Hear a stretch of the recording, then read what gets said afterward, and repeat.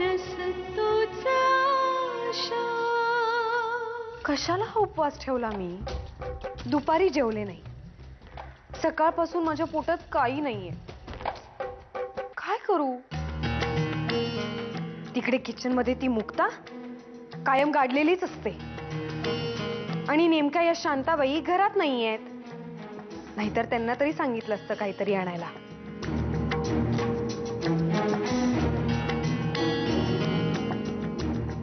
काय करू मी? ही भूक आता नाही सहन होते. तुम्हा मुलींना उपवासाची सवय नसते ना, म्हणून म्हटलं. नाही आई, गुरुजींनी आम्हाला खूप चांगल्या सवयी लावल्या. ते म्हणायचे की उपवास केल्याने शरीराची ताकद कमी होते असा गैरसमज आहे. उलट उपवास केल्याने शरीर आणि मन दोन्हींची ताकद वाढते. मुक्ता, संस्कार खूप महत्वाचे असतात बघ.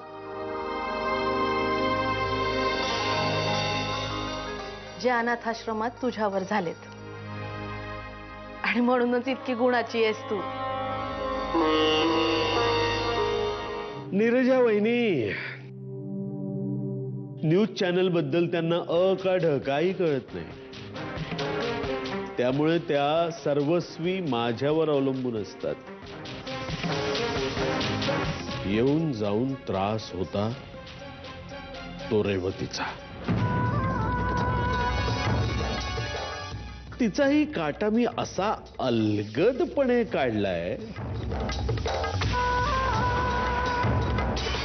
तुला चॅनलची भागीदारी हवी होती ना? संबंध चॅनलच हातात घेऊन दाखवतो की नाही बघ तू. तेही दमडीची इन्व्हेस्टमेंट न करता.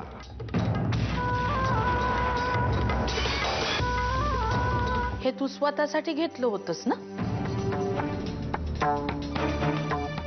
इथं कुणी नाही हे बघून लपून छपून आली होतीस ना इथं? काय म्हणायचं काय तुम्हाला? मी माझ्याच घरात चोरी करीन? याला चोरी नाही म्हणत, बेईमानी म्हणतात.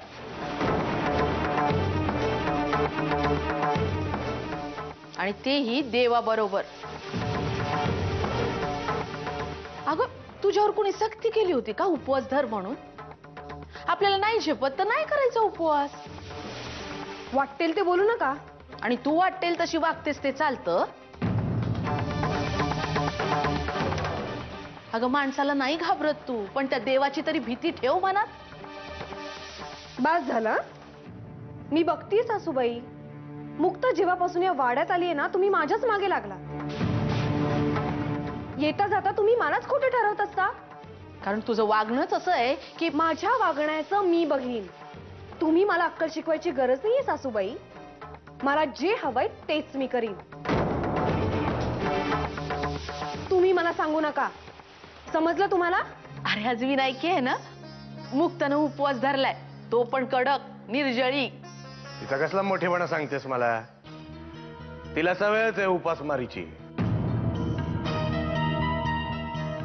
खरा उपास ठेवलाय तो जागृतीनं. पाणी न पिता माझ्यासाठी उपास करते. हो ना, धरलाय ना उपास, पण बहुतेक भजी खाऊन. ये, तुला कोणी विचारलं? जास्त बोलायचं नाही मुक्ता.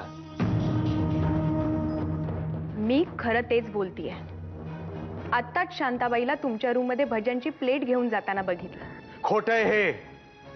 जागृतीने आपणहून उपास धरलाय माझ्यासाठी.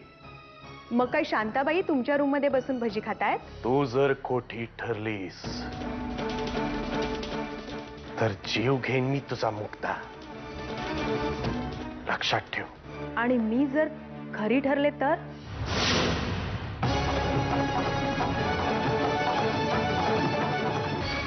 जागृत आहे.